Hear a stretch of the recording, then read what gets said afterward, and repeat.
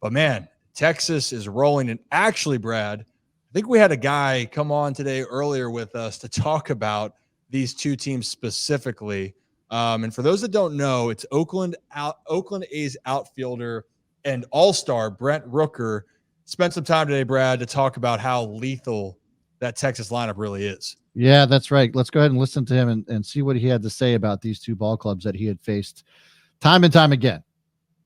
Starters have been unbelievable. Yep. And their lineup is showing you that they are as good as advertised, which they were for the majority of the season.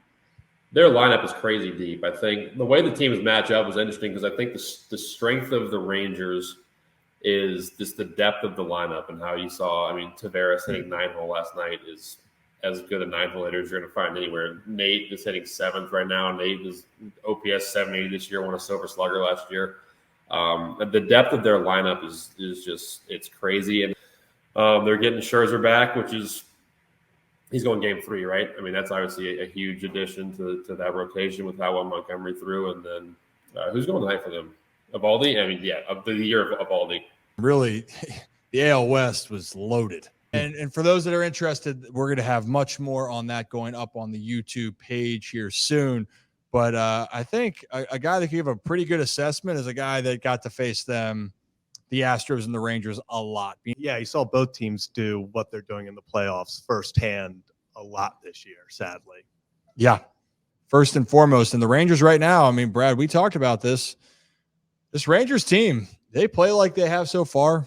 They're going to end up representing the American League and possibly then will win the World Series. Yeah, as an Orioles fan, it definitely made me feel better seeing the Astros struggle against the Rangers as well. I mean, it was one thing to see them sweep the Rays, and then there's another thing to see them sweep the Orioles, and then now it's just like, well, maybe it's not that the Rays and the Orioles were choking. Maybe it's just that the Rangers are that good and they're that hard to beat.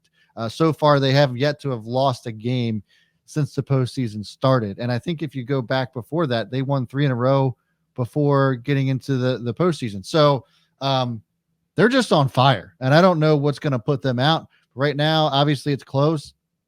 You just got a feeling that perhaps the Rangers are the team that are probably going to win the World Series at this point.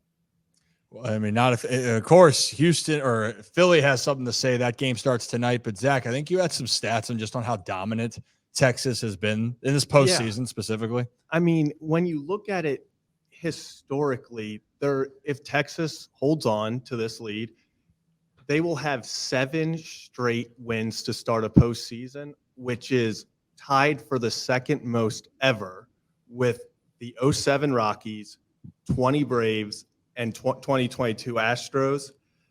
Only one behind the 2014 Royals, which honestly, when I saw that, the only thing I could think of is, can the Orioles stop running into historically hot teams in the playoffs? Yeah, seriously, can we fix that? By the way, I mean it's absurd. But hey, that shows you how good they've been. And side note, does anyone remember that Rockies run? Because they had to win a bajillion games just to get to the playoffs that year. Mm-hmm. And then talk about the play-in game. That was one of the most electrifying, is the Padres and Rockies. And I think it was a walk-off sack fly, if I'm not mistaken, and a guy slid head first, and it might have been Matt Holliday, to be honest. But what just historical of what we're exactly seeing here? Well, actually, just for right now, hey, whammy. There we go. Is that good? Got that? There we go. Oh, that's beauty. That's beautiful.